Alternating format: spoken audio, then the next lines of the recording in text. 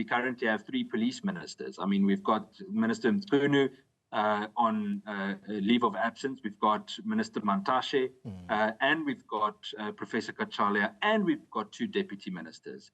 I don't even know who to write to anymore.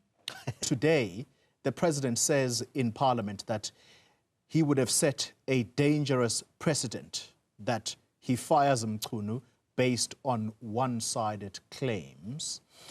There is the disquiet about him having fired a deputy minister of the DA, and this is someone who wrote to the president, never got responses, and weeks later, he gets fired on the spot.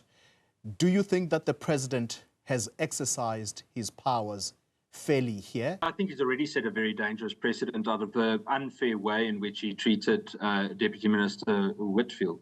I think, you know, and I think it's a total double standard that for something like that you get sacked, but for allegations and a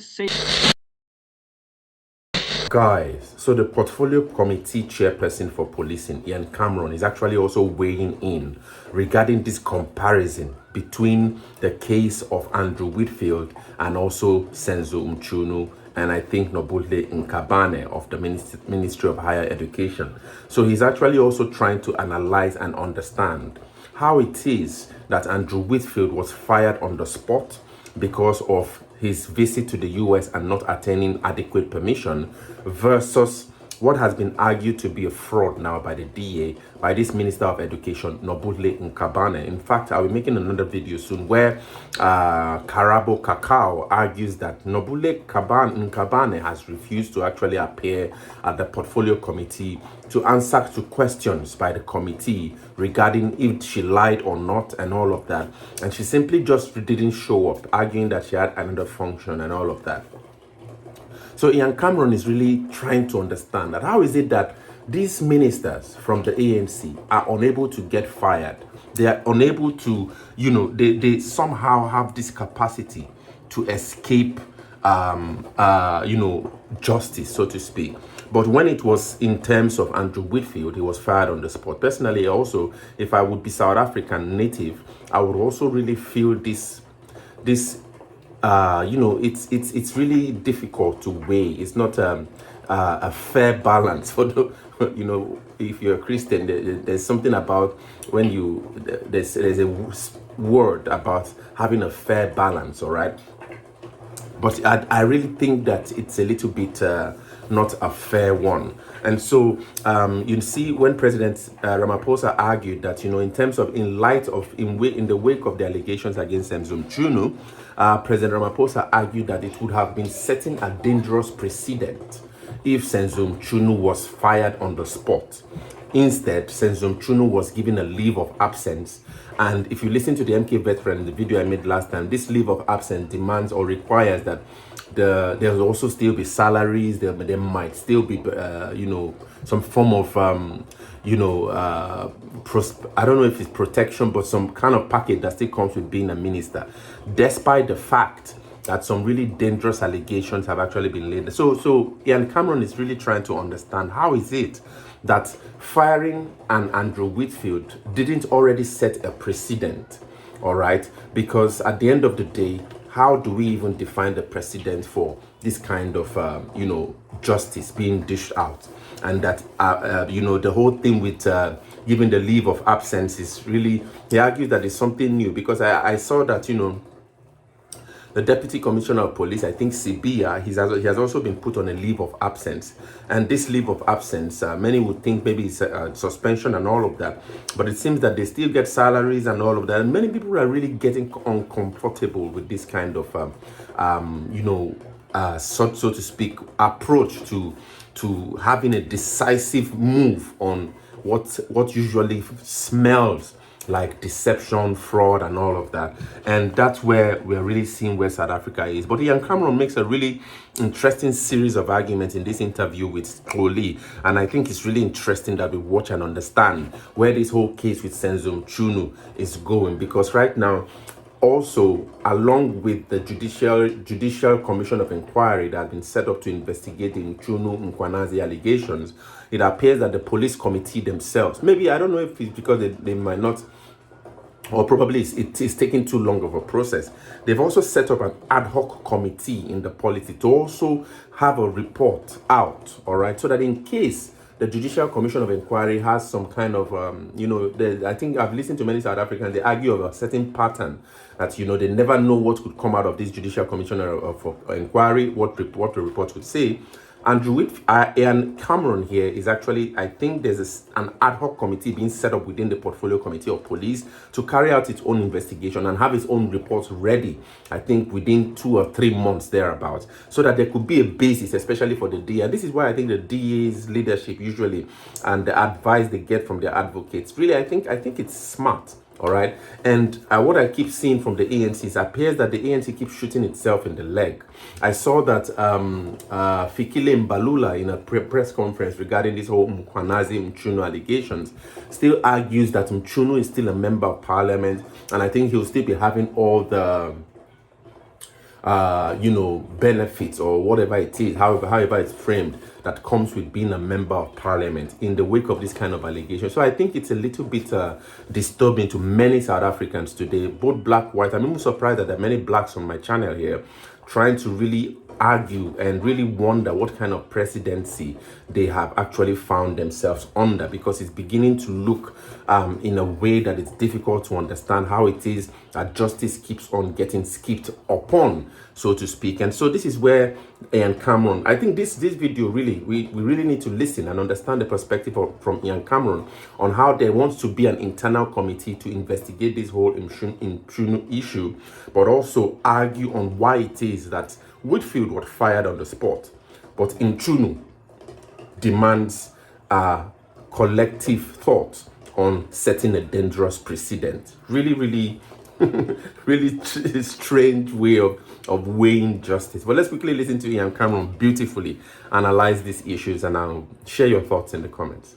Well, let's stay with this story and speak now to the Police Portfolio Committee Chairperson, Ian Camron, who talks to us from Cape Town this evening. Mr. Camron, good evening to you. Thank you very much for your time. I want to go back to some of your remarks during that meeting, and you expressly said that there needs to be urgency given the seriousness of the allegations here.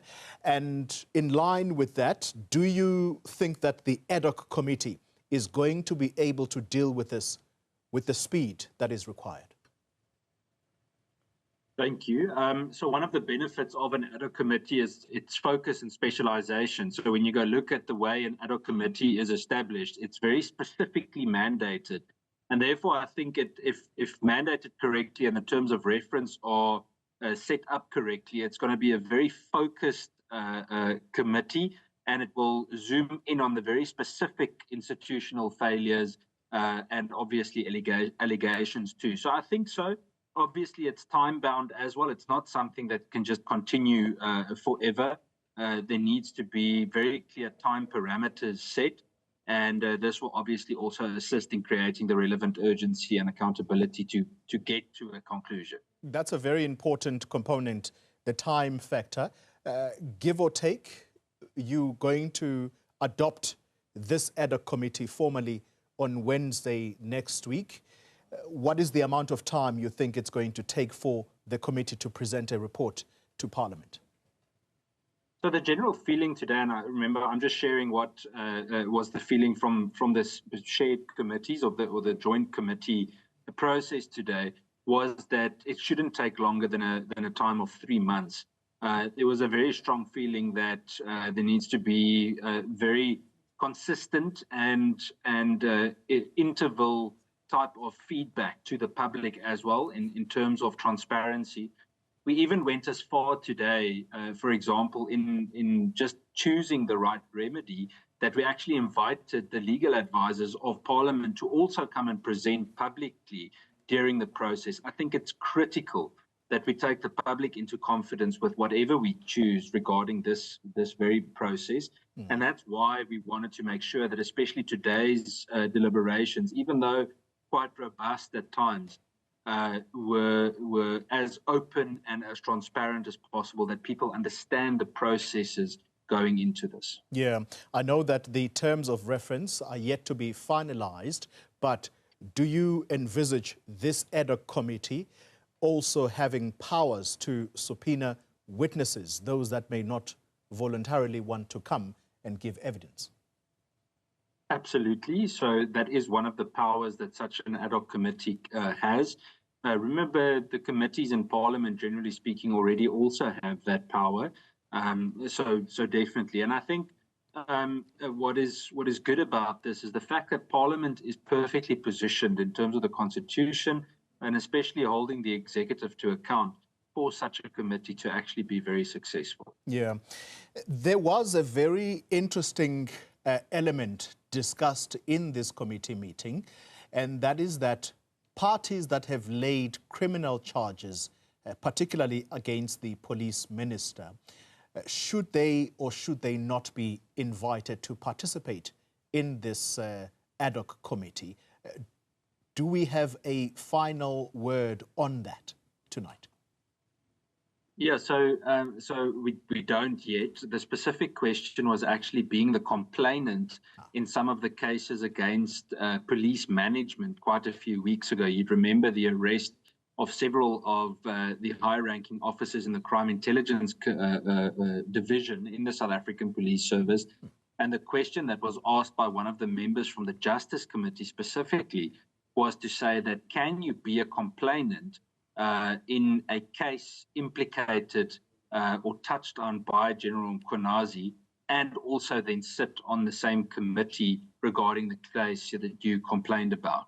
That was the question. Obviously, we'd need to get the relevant feedback from Parliament's legal advisory as well. And this would obviously then also need to be considered when the ad hoc committee is established. Yeah. The issues within police management, Mr. Camron, those have not stopped. In fact, there were further developments yesterday. The Deputy Commissioner, Shadrack Sibia, was placed on a leave of absence, and he came on the channel overnight and said that why is it that it would seem action is being taken against him and perhaps not others? Where do you stand, particularly as you lead the Portfolio Committee on Police? Do you think that General Masemula is on the right track here, or is possibly further factionalizing the police management? I'd like to take a step back. Firstly, it's important that I must emphasize that everyone is innocent until proven guilty. So that's the first point. And I need to make sure, and we try to stress that today during our deliberations, that we can't just choose a side and then go with that because it is the populist or the emotive thing to do. I understand the emotion behind it, but we need to be clear, especially from a parliamentary point of view, that we need to be as objective as we can. Regarding General Sibia, there's no such thing as being on a leave of absence. So I still want to understand under what regulation they did that, because SAPS's disciplinary code indicates two specific things. The one is that you either need to be suspended, or the other that you are temporarily transferred. So I don't understand the leave of absence part. He falls under the same disciplinary code as all other South African Police Service members. The only members exempt from that, also just to a certain extent, is the National Commissioner himself and the different provincial commissioners. That being said, it is important to understand that suspension shouldn't just be seen in a punitive way. Suspension happens in order for two things to happen. The one is the protecting the integrity of the investigation and protecting the integrity of the institution. So I think that's the way that it should be done, and everyone implicated should be treated as such. Obviously, you need to use different or use your discretion regarding standout type of matters. But generally speaking, if you're implicated in serious misconduct or serious allegations are made from a substantive source, you need to be suspended to protect the integrity of the institution and the investigation. Everyone implicated should be treated in the same way. Can I impute from that statement that General Muanaza should also be placed on some kind of leave? Is that what you are essentially saying? So if he himself, I mean, General Sibiya's leave of absence has been decided due to him having allegations made against him by General Mchunu. I think if the same type of thing is done and there's an investigation into alleged misconduct by General Mchunu, then yes, absolutely. I'm not aware of such an investigation, and therefore I can't really say. Yeah. But if it were exactly the same as with General Sibiya or with Minister Mchunu, then surely, yes, what's good for the goose is good for the gander.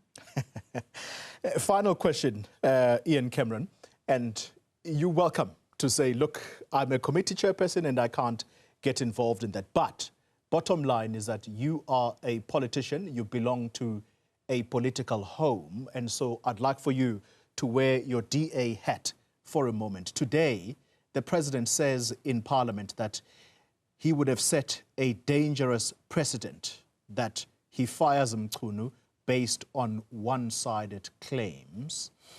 There is the disquiet about him having fired a deputy minister of the DA, and this is someone who wrote to the president, never got responses, and weeks later, he gets fired on the spot.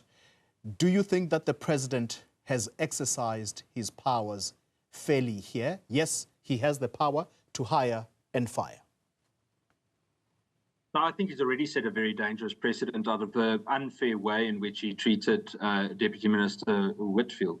I think, you know, and I think it's a total double standard that for something like that you get sacked, but for allegations and a said investigation, and the president has been briefed. Remember, the South African Police Service management has met with the president.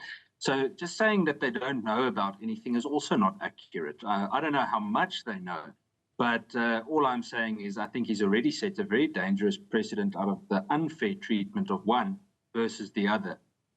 All that we're saying in the DA is that you need to be consistent in the way that you handle these types of matters. And if something less serious results in firing someone, then surely it needs to be considered for far more serious matters than what was seen with someone else. All right. Quick throwaway question as I let you go. In comes your hat as chair of the Police Portfolio Committee again.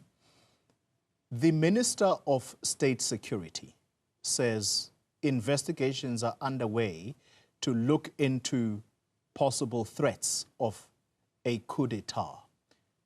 Where are we? What do you know?